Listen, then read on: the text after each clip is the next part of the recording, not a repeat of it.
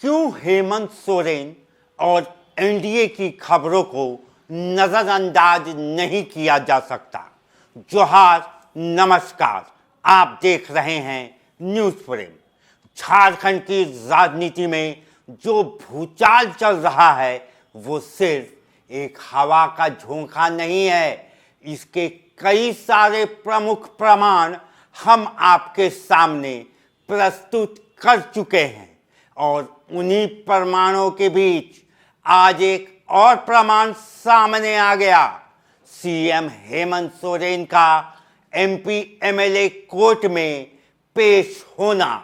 ये एक ऐसा मोड़ है जिसने पूरी की पूरी सियासी समीकरण को दो फाड़ में बांट दिया है। आज हम आपको बताने जा रहे हैं क्या ये केस सिर्फ एक कोर्ट प्रेजेंस नहीं बल्कि एनडीए जेएमएम गठबंधन की चर्चा का असली केंद्र बिंदु है। 6 दिसंबर 2025 यानी आज का दिन सीएम हेमंत सोरेन को हाईकोर्ट के निर्देश पर रांची के एमपी एमएलए कोर्ट में पेश होना पड़ा। फॉर्च्यूनरों की गाड़ियों का रेले के साथ मुख्यमंत्री कोर्ट में पेश हुए। जी हाँ, सशरीर पेश हुए। 7,000 रुपए के बेल बॉन्ड भरे गए।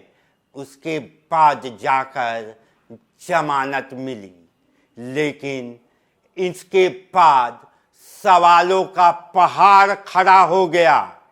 आखिर एक राज्य का मुख्यमंत्री बार बार कोर्ट के चक्कर क्यों लगा रहा है? ईडी की शिकायत में ऐसा क्या है जिसने राजनीतिक जमीन हिला दी? ईडी ने अपनी शिकायत में साफ कहा है हेमंत सोरेन को जमीन घोटाले में 10-10 समन भेजे गए, लेकिन वो सिर्फ 2 बार पेश हुए। ये समन की अवहेलना है। अब जरा सोचिए, जब एक सीएम की हर पेशी ब्रेकिंग न्यूज़ बन जाए तो सत्ता की कुर्सी कितनी अस्थिर हो जाती होगी। यही अस्थिरता एनडीए में संभावित समझौते की खबरें की सबसे बड़ी कुंजी है। साल 2024 ईडी की 19 फरवरी की शिकायत, 8 समनों के उल्लंघन का मामला। सीजीएम ने आईपीसी की धारा 174 के तहत संज्ञान लिया। केस एमपी एमएलए कोर्ट भेजा गया। हेमंत ने पर्सनल अपीयरेंस से छूट मांगी। निचली अदालत ने खारिज कर दिया। फिर हाईकोर्ट में अपील की गई। अस्थायी राहत मिली, लेकिन 25 नवंबर को हाईकोर्ट ने अंतरिम राहत रद्द कर दी और स्पष्ट कहा ट्रायल चलेगा, सीएम को पेश होना पड़ेगा। हालांकि फिर कोर्ट से 12 दिसंबर से सुनवाई पर मुख्यमंत्री को पर्सनल अपीयरेंस से छूट दे दी गई। राजनीतिक दबाव शुरू हुआ।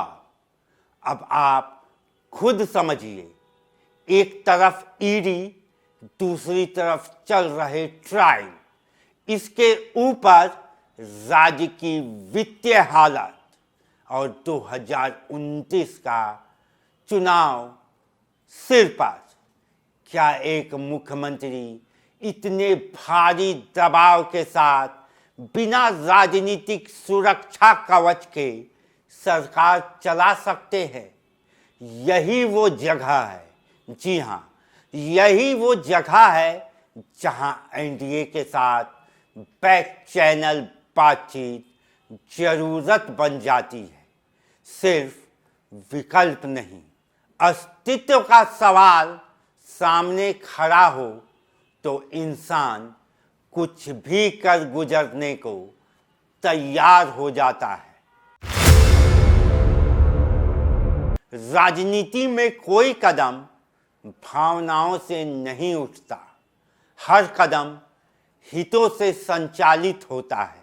हेमंत सोरेन जानते हैं इन मामलों का समय लंबा चलता है, लेकिन ट्रायल का दबाव सरकार गिरा सकता है। बीजेपी जानती है आदिवासी वोट बैंक में वो कमज़ोर है। जेएमएम का जुड़ना झारखंड और हिंदी पट्टी में उन्हें निर्णायक बढ़त दे देगा और हेमंत के लिए ये गठबंधन सुरक्षा कवच, राजनीतिक स्थिरता दोनों देता है। इसलिए आज जब लोग पूछते हैं कि क्या जेएमएम एनडीए में जाएगा, जवाब सीधा नहीं है, लेकिन कारण स्पष्ट है। तभी लोग सवाल पूछ रहे हैं। आज जिस केस में हेमंत सोरेन पेश हुए वो सिर्फ ईडी बनाम सीएम नहीं है, ये भविष्य की राजनीतिक दिशा तय करने वाला केस है। क्योंकि ट्रायल अभी जारी है, ईडी की शिकायत यथावत है और समय अवहेलना का आरोप गंभीर है।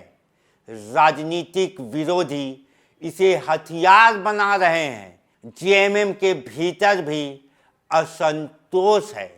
एनडीए ब्लॉक में जेएम की उपेक्षा बढ़ रही है। जेएमएम के भीतर भी असंतोष है। इंडिया ब्लॉक में जेएमएम की उपेक्षा बढ़ रही है।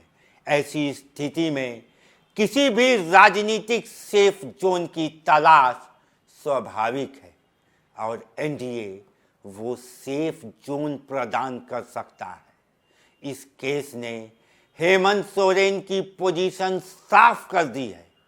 वो दबाव में है और जब मुख्यमंत्री दबाव में होता है तो राजनीतिक गठबंधन की दिशा तेजी से बदलती है।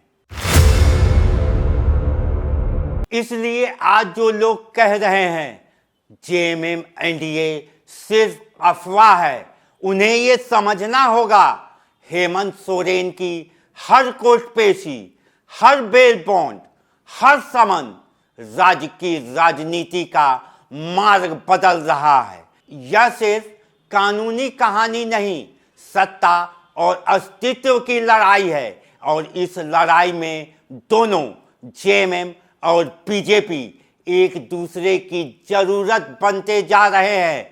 झारखंड में राजनीति अब शांत नहीं। लाख सफाई आ जाए जेएमएम की तरफ से, कांग्रेस भी सवाल खड़े करना शुरू कर चुका है। कांग्रेस के पूर्व प्रदेश अध्यक्ष प्रदीप बालमुचु ने भी सीएम हेमंत सोरेन से चुप्पी तोड़ने की अपील की है और कहा है कि सीएम दिल्ली क्यों गए थे ये उन्हें जनता को बताना चाहिए, क्योंकि इससे भ्रम की स्थिति पैदा हो रही है। अब देखना होगा कि क्या सोमवार को विधानसभा में मुख्यमंत्री दिल्ली प्रवास पर अपनी चुप्पी तोड़ते हैं या फिर ये अटकलें और गर्म होती रहेंगी और इंडिया गठबंधन के ठंड के मौसम में भी पसीने छूटते रहेंगे। अभी के लिए बस इतना ही। इस खबर पर अपनी राय कमेंट कर जरूर बताएं। जय हिंद, जोहार, झारखंड।